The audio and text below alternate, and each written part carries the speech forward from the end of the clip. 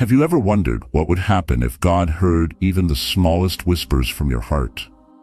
Not the grand prayers or the ritual-filled gatherings, but the silent tears falling in the late hours of the night, the sighs that never formed into words, the long burning desires carried for years that no one has ever known about.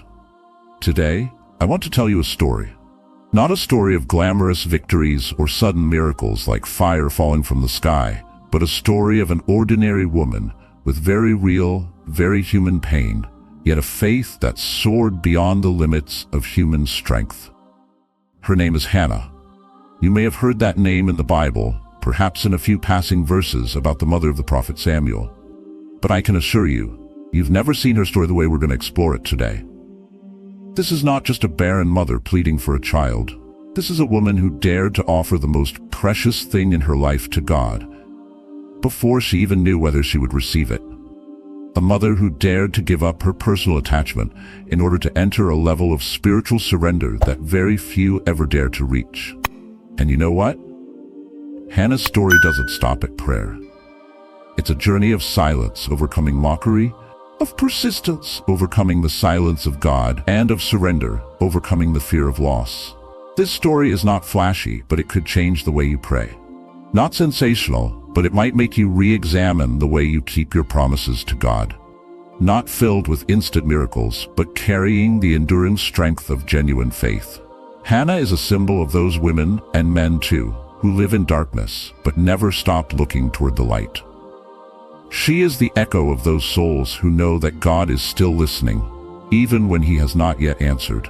In an age where everyone wants immediate results, Hannah teaches us this. Patience is not delay. It is part of the miracle. Come with me into this story. And when you reach the end of this video, I believe you'll take a second look at your own secret prayers, and maybe, just maybe, you'll find yourself saying to God, just as Samuel once did, "Speak, Lord, for your servant is listening." Hannah was not just a secondary character in the Bible. She was the living embodiment of silent prayers, of unnamed sorrows, and of a faith that made no display of itself. If one were to merely glance over the story of this barren woman, it would be easy to overlook the depth of her psychology and the internal struggle she endured. But when you pause and reflect, Hannah becomes a symbol for anyone who has ever carried within themselves a deep longing, a hope born from a broken heart, and still held firm in faith toward God, even when every external sign remained silent. It was far from easy to live in a society where the value of a woman was measured by her ability to bear children. Hannah had no child, and that reality was not merely a medical diagnosis. It was a wound in her soul.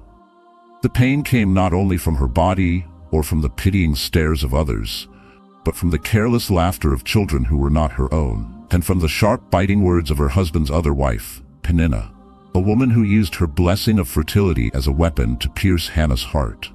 What made Hannah strong was not how she fought back. She didn't scream, didn't complain, didn't blame anyone. Her silence was not weakness, it was a conscious choice. Perhaps Hannah understood that in spiritual battles where words cannot change a thing, only silence and prayer become the sharpest sword. And then, amid the quiet humiliations within her own home, in the long, restless nights, Hannah decided to go meet God in the temple. But that encounter wasn't like the rehearsed prayers people often recited out of ritual.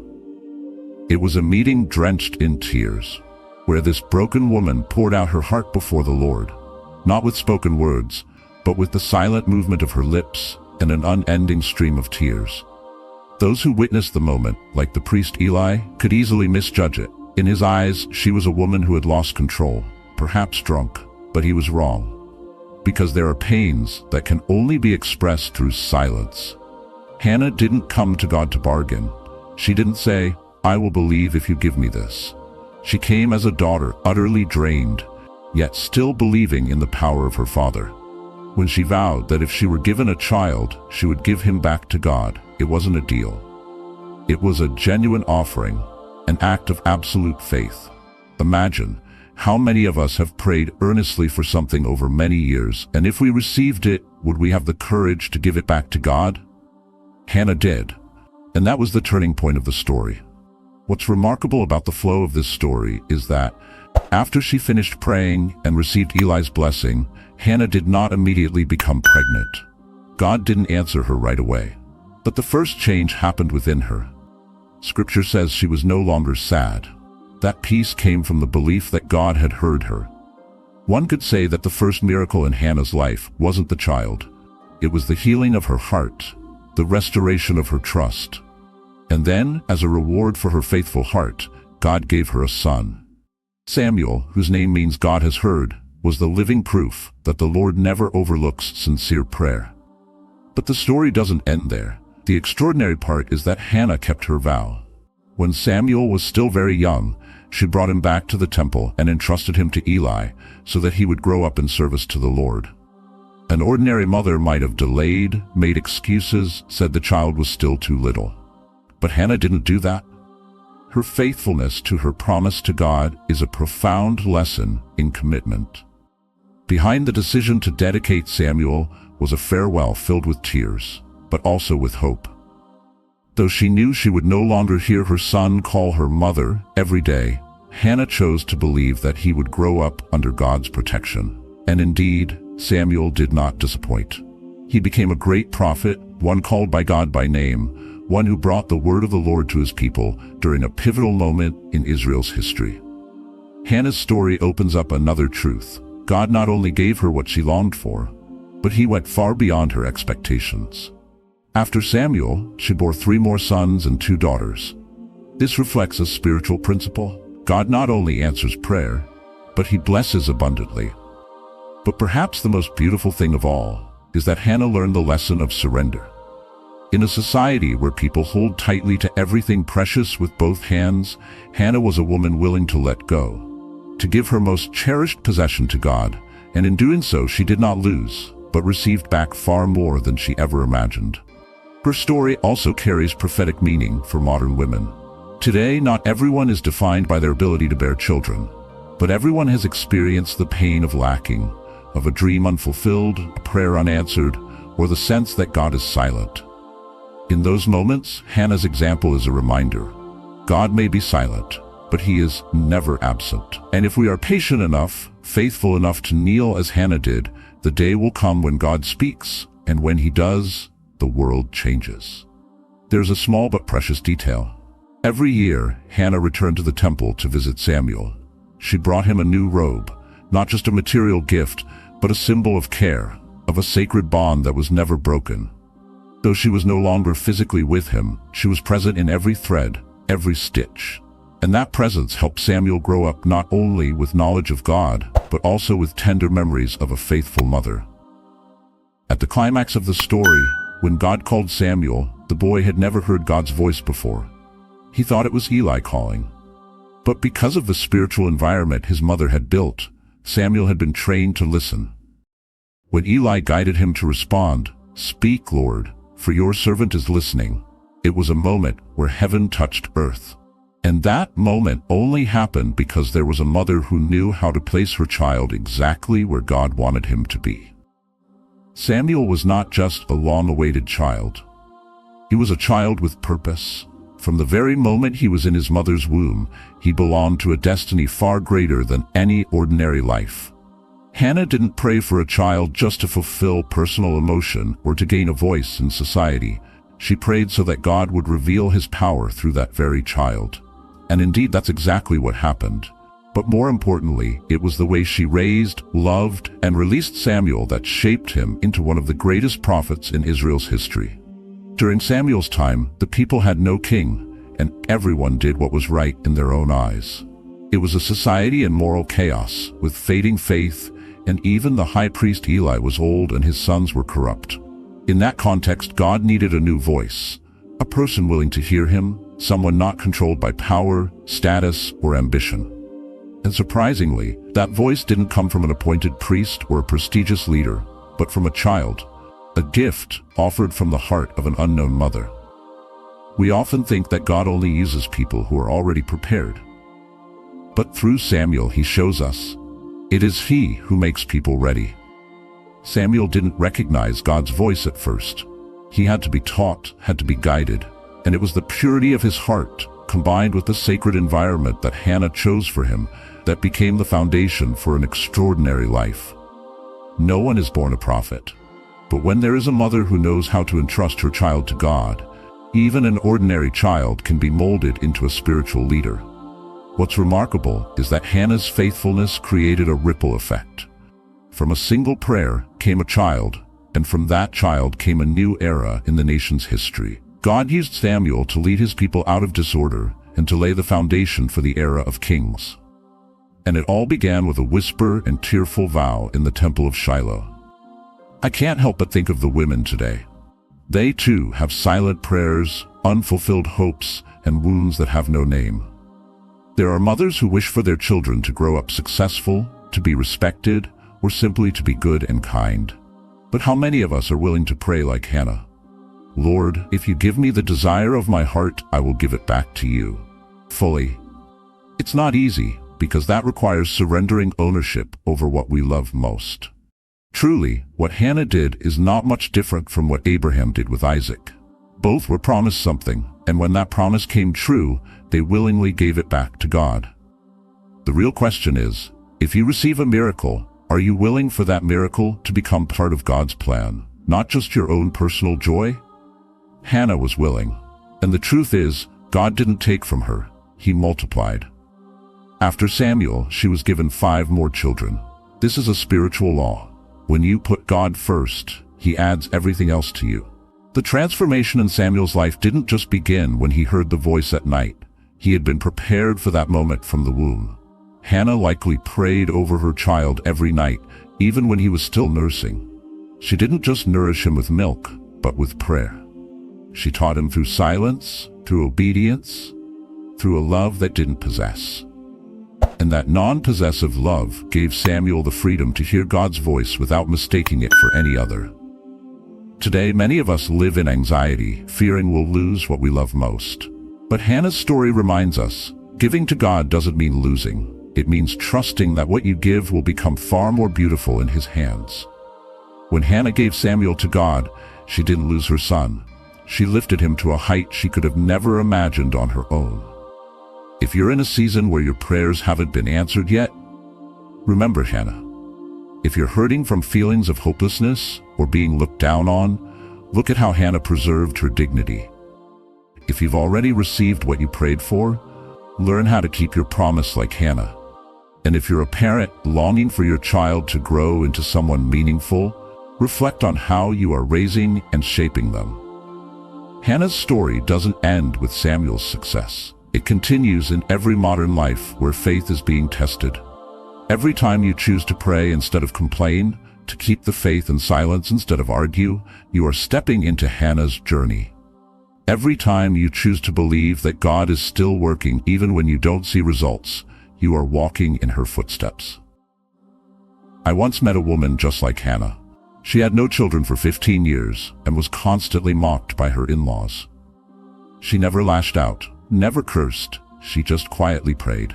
She once told me, God may be silent, but he never forgets. And in the 16th year, she became pregnant. The baby was born weak, but she still dedicated the child to God with tears. That boy is now studying theology, preparing to become a pastor. Every time I think of that family, I see Hannah's story come alive in real life.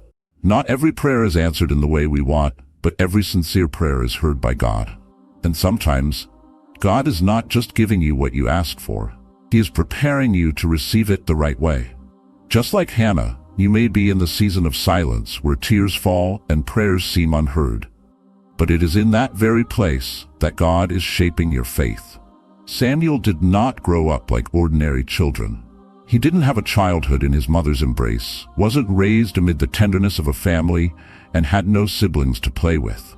But in exchange, Samuel was brought up in an environment saturated with holiness, where the word of the Lord was honored, where every action was tied to a sacred symbol. This gave the boy a sense of spirit far beyond his years, a spirit that looked upward, that knew how to listen, and that was always ready to obey. We don't know much about Samuel's early years in the temple, but we do know one thing for certain: he was not abandoned. God did not leave Samuel alone. Every step he took in the temple halls was a step of preparation. Every piece of advice, every small task he carried out for the priest Eli was a quiet training lesson from the Lord. Eli was not a model father. His sons, Hophni and Phinehas, were clear examples that having a position in ministry without discipline and reverence for God is meaningless. Yet in that imperfection, God used Eli to shape Samuel. That's something worth pondering. God doesn't only use perfect people to accomplish his plans. He can use flawed individuals to train up servants who will rise above limitations. In the very environment where corruption was quietly spreading, Samuel grew up and kept himself pure. That didn't come from personal strength, but from a foundation of faith sown into him by Hannah, a mother who was not physically present with him every day, but who was always present through prayer. You could say Samuel was covered by an invisible garment, the armor of intercession, faithfulness, and a wholehearted dedication to God. We often measure parenting by the amount of time we spend with our children. That's true to an extent, but Hannah's story shows us a deeper dimension: the power of interceding for your child. Hannah couldn't be with Samuel every day, but she prayed for him every day. She couldn't directly protect him, but she believed in the one who could. And that proved the strength of a mother who may not be present in body, but is always present in faithful spirit. When Samuel first heard God's voice, he didn't recognize it, and that didn't make him wrong. Many of us today are the same way. The voice of the Lord isn't always as clear as thunder in the mountains. Sometimes it comes as a vague stirring, a restlessness in our spirit, a longing without explanation. But what makes the difference is our response. Samuel got up. He ran to the person he thought was calling him. He was willing to serve, willing to answer.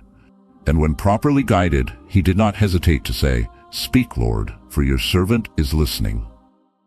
That moment was a historical turning point, not just for Samuel, but for all of Israel. After many years of divine silence, God finally spoke again. But this time, he didn't speak through a king, nor through a high priest, but through a child, one who had been dedicated before he was even born. This shows us that God doesn't need maturity to speak. He only needs a heart willing to listen. Without Hannah, there would be no Samuel. But even more than that, if there had been no vow of dedication, no faithfulness to keep that vow, no painful obedience and letting go, then there would be no Samuel as we know him today. Many modern-day parents pray for blessings for their children. But the question is, are you willing to let your child live for God? Are you willing to let God use your child for a purpose greater than your own expectations? Hannah didn't just give birth to Samuel. She accepted that he belonged to someone far greater than herself. Samuel became the prophet who bridged two eras, the time of the judges and the time of the kings. He was the one who anointed both Saul and David. He became the connection between God's will and the actions of his people. He was not only God's voice, he was the model for ethical leadership in an age of chaos. And it all began with one ordinary mother, with extraordinary faith.